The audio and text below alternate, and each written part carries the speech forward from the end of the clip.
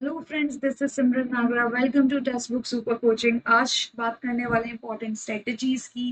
मैंने आपको सबसे पहले ये बताया था कि भाई आप सिलेबस से स्टार्ट करें, किस तरीके से स्टार्ट करना है, कैसे स्टार्ट करना है। यूजीसी इकोनॉमिक्स की जब आप तैयारी करते हैं, यूजीसी नेट की आप जब तैयारी करते हैं, तो आपको सबसे पहले ये देखना होता है कि आप जिसके साथ कंपटीशन कर रहे हो उनके अलग अलग लेवल्स देखने के लिए मिलते हैं।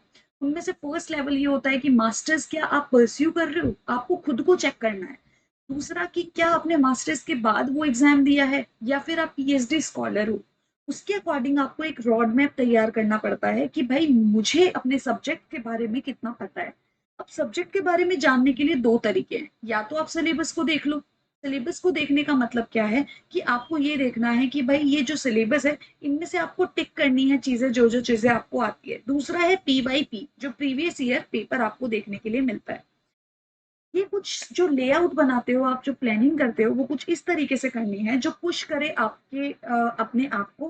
क्योंकि आप अगर किसी और के थ्रू पुश हो रहे हो, मोटिवेशनल स्पीच से पुश हो रहे हो, या कोई और मोटिवेशन आपको दे रहा है, इंस्पिरेशन मिल रहा है आपको कहीं से, तो वो एक टेम्परेरी बेसिस पे मिलेगा। कभी भी नोटिस करना कि आपको कोई अगर इंस्पायर करके चला जाता है या मोटिवेशन देकर चला जाता है, तो आप एक दिन, 2 दिन, 4 दिन, हफ्ते भर, इससे ज्यादा आपको मोटिवेशन नहीं देखने के लिए मिलता। If you have to make it permanent, तो आपको एक जो स्केच बनाना है वो इतना ऑथेंटिक बनाना है कि आप हमेशा अपने टारगेट से कम टाइम लेकर आपको वो टारगेट अचीव करने का लेआउट बनाना है। जैसे कि मेरे पास अगर 4 महीने है तो मैं 2 महीने का लेआउट बना रही हूँ, ठीक है। और उसमें मुझे दो दो बार रीडिंग्स दे देनी है पूरे के पूरे सिलेबस की, जो जो मुझे कवर करना है, जितना हो पाता है।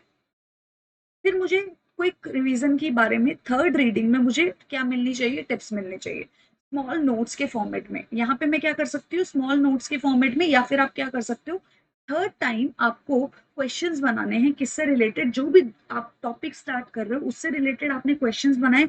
और फोर्थ टाइम अगर उन क्वेश्चंस को देखते हैं गाइस, तो आपको देखने के लिए मिलेगा कि उस टॉपिक में आपको गलती से भी ये गलती नहीं हो सकती कि आपने कुछ गलत किया है, ठीक है। आपका रिवीजन से ज्यादा इम्पैक्ट देखने के लिए मिलेगा, क्योंकि आपको खुद को याद नहीं होता है कि आपने वो क्वेश्चंस क्या बनाए थे, ठीक है। तो वो चीजें आपको देखने के लिए मिलती है। और सिलेबस आपको किस तरीके से करना है वो ध्यान से सुनना है। ये जो डिस्कशन है सिलेबस का, वो आपको कवर्ड करवा, मतलब कितना सिलेबस आपने मास्टर्स में कवर किया है। मैं ये मान के चलती हूँ कि ये जो 70% सिलेबस है, या तो आपने किया होगा 70%, ठीक है, या फिर आप बोल सकते हो कि भाई 85% है, तो लेकिन आपने कवर 75% किया है 85 में से, मतलब 30% सिलेबस आपके लिए नया है। तो ये जो 30% सिलेबस है, ये आपको लेकर चलना है उस सिलेबस के साथ जिसमें आपको स्ट्रेंथ है। कहने का मतलब क्या है, जो 70% सिलेबस है वो आपने कवर कर लिया, वो 70% सिलेबस आपको रेगुलर रिवीजन करना है, ठीक है, अपने आप में सेल्फ कॉन्फिडेंस लाने के लिए, ताकि आपके अंदर वो फीलिंग आए कि कुछ तो आता है। और दूसरी चीज है कि वीकनेस, जो 30% सिलेबस को आपने अनटच छोड़ा छोड़ा है, मतलब आपने कभी टच भी नहीं किया, वो सिलेबस आपको साथ में धीरे धीरे स्मूथली स्टार्ट करना है, ठीक है। तो आप इन दोनों को साथ में लेकर चलोगे तो आपका वीकनेस भी तैयार हो जाएगा, स्ट्रेंथ आपको मोरली बूस्ट करता जाएगा, मतलब आप कॉन्फिडेंट होते जाओगे पर्टिकुलर सब्जेक्ट में। कम से कम ये फीलिंग आएगी कि यार मुझे कुछ तो आता है सब्जेक्ट में, पहले तो लगता था आता ही नहीं। हमेशा याद रखना कि अगर आप सिर्फ वो सब्जेक्ट पढ़ोगे जो आपको नहीं आता है या फिर कम आता है, आपको बहुत प्रैक्टिस की जरूरत है, सिर्फ वो पढ़ रहे हो, तो आपको कहीं ना कहीं मन में ये लगेगा कि यार मेरा कैसे होगा। ये वाली फीलिंग आपको जितना हो सकता है ना उतना कम करना है। और वो कम कैसे होगा, जब आपको स्ट्रेंथ वाले टॉपिक आपके साथ होंगे, ठीक है। फिर उसके बाद में आप अकॉर्डिंगली ये जो दो तरीके बताए हैं उसके अकॉर्डिंग आपको एक लेआउट, एक स्केच बनाना है कि मुझे इस वीक में करना कितना है। और हमेशा जो वीक का पैटर्न तैयार करो वो मंडे टू फ्राइडे तैयार करना। सैटरडे को वो टॉपिक्स यहाँ पे आएंगे, मान लो मंडे को आप बिजी थे, कहीं ना कहीं कोई गेस्ट आ गया, बीमार हो गए, जो भी चीजें, तो आप सैटरडे को वो चीजें कवर कर सको और शॉर्ट में रिवाइज कर सको। संडे को आप खाली भी छोड़ सकते हो, या फिर छोटे छोटे की पॉइंटर्स अगर आपको रिवाइज करना है 1-1.5 घंटे के लिए, तो वो भी कर सकते हो। क्योंकि आपको रिवाइवल होना, आपकी प्रोडक्टिविटी, उत्पादकता को बढ़ाने की बहुत ज्यादा जरूरत है, ठीक है। वो आपको एक रेस्टिंग पोजीशन से मिलता है, ठीक है। तो यहाँ पे अनटच्ड मैटर को गलती से भी आपको लास्ट आवर में चेक नहीं करना।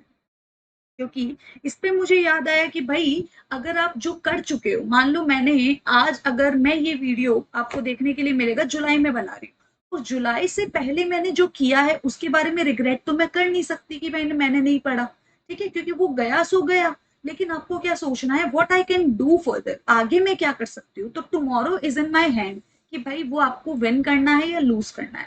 डिस्ट्रैक्शन जितना हो सकता है वो कम करो। मान लो जो भी चीजें आपकी नेगेटिव बन रही है आपके लिए, ठीक है, वो कम करनी है। जैसे कि मान लो मैंने सिलेबस ही मेरे लिए नेगेटिव बन रहा है, ठीक है, तो नेगेटिव सिलेबस कौन सा होता है, जो चीजें आप नहीं जानते हो। जो चीजें आपको आती है ना, उससे तो आपको बूस्टिंग पावर इंक्रीज होती है, लेकिन जो चीज नहीं आती वो आपको नेगेटिव करती है।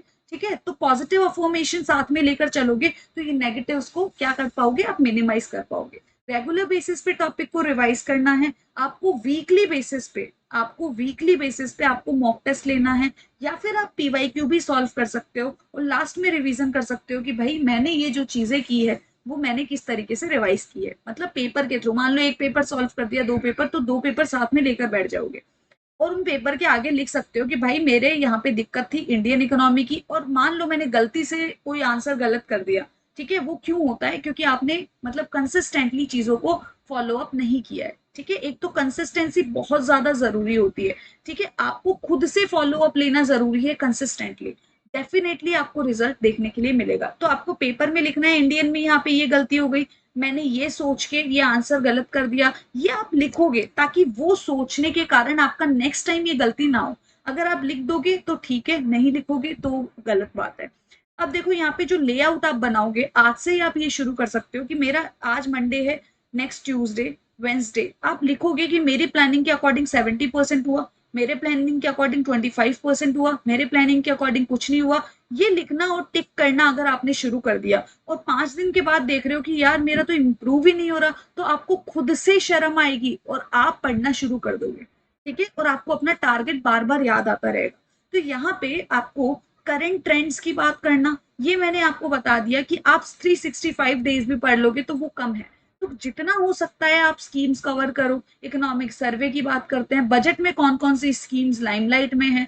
ठीक है, और फाइनेंस कमीशन की बात करते हैं। अगर किसी फाइनेंस कमीशन ने कोई भी चीज अगर चेंज हो रहा है, मान लो G20 आ रहा है, तो यहाँ पे आपको कुछ भी चीजें चेंज करने के लिए दिखता है तो समझ जाओ वो इंपॉर्टेंट बन जाता है। कोई भी बड़ा चेंज इंपॉर्टेंट सब्जेक्ट बन जाता है एग्जाम के लिए। पॉलिश कैसे करना है, रिवीजन इज द बेस्ट की फॉर सक्सेस। ठीक है, revision is the key for success. और रिलेटेड क्वेश्चंस अगर आप उससे नोट डाउन करोगे तो आप समझ जाना कि तीसरी बार आप खुद भूल जाओगे कि इसका आंसर क्या था, तो और ज्यादा पॉलिश हो जाएगी चीजें। ठीक है, फिर आप पीवाईक्यू की तरफ जा सकते हो। कोर्स कंप्लीशन वगैरह हो जाता है, मान लो मेरा मन नहीं है तो आप ऑनलाइन वीडियोस के थ्रू देख सकते हो कि यार मुझे ये टॉपिक तो आता नहीं मंडे को और मेरा पढ़ने का भी मन नहीं होता, तो आप साइड में वीडियोस देख लो कि भाई ये टॉपिक इस तरीके से। आपका मन ये नहीं हो रहा ना कि आप पढ़े, लेकिन आप किसी से पढ़ तो सकते हो। तो वो वीडियोस, अगर मान लो मैंने फिलिप्स कर्व का वीडियो बनाया तो इसमें क्या क्या आपको नोट डाउन देखने के लिए मिलेगा। तो ये ईच टॉपिक, ईच सब्जेक्ट आपको मैराथन लास्ट में तो मिल ही जाएंगे, ये लास्ट की बातें हैं, और उनसे रिलेटेड आपको की पॉइंटर्स बना लेने हैं ताकि लास्ट में आपको बहुत बड़ी बड़ी बुक्स की शक्ल ना देखनी पड़े और आपको ये ना लगे कि यार मेरा ये कैसे कंप्लीट होगा।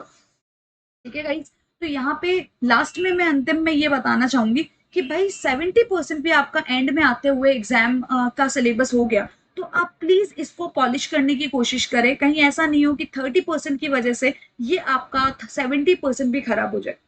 और आप एक हमेशा चीज याद रखना, क्वालिटी पेपर की बात करते हैं, एक यहाँ पे आपको पेपर 1 देखने के लिए मिलता है और पेपर 2 देखने के लिए मिलता है। ठीक है, आप अपना core subject, mostly core subject में अच्छा खासा परफॉर्म कर जाते हैं और पेपर 1 में अच्छा खासा आपको कंपटीशन देखने के लिए मिल रहा है आज के टाइम में। लेकिन मैं फिर भी बोल रही हूँ कि अगर आपका कोर सब्जेक्ट में मार्क्स कम आ रहे हैं तो आपको बहुत ही अच्छी तरीके से जानने की जरूरत है कि आपकी प्रॉब्लम आ कहाँ रही है, क्योंकि ये सब्जेक्ट वो सब्जेक्ट है जिसके लिए आप इतने सालों से तैयारी कर रहे हैं। ठीक है, तो आपको मतलब रिग्रेट तब नहीं होना चाहिए जब आपके मार्क्स कम आते हैं, रिग्रेट तब होना चाहिए जब आपके पेपर 2 में मार्क्स कम आते हैं। ठीक है, तीसरी चीज, जब आप ये बात करते हो कि 30% की वजह से 70% मेरा रह गया, तो आप स्ट्रेंथन के ऊपर ध्यान रखोगे तो 70 में से आपकी 65 67 आपके होंगे। तो नेट तो हो ही रखा है आपका मास्टर्स के सिलेबस से, आपने एक्स्ट्रा एफर्ट क्या डाले, ये वो सारी चीजें आपको जानने की जरूरत है। तो प्लीज आप जब भी फोकस करें तो ध्यान से अपना लेआउट बनाएं, आपकी कंसिस्टेंसी किस तरीके से है, जो प्रॉब्लम आ रही है वो मुझसे पूछे रेगुलर बेसिस पे। लाइव सेशंस आपको देखने के लिए मिलते हैं यूट्यूब पे भी और मास्टर क्लास पे भी। ठीक है, इसके अलावा कोई भी डाउट है तो वो मुझे आप बता सकते हैं। Thank you so much, have a great day to all.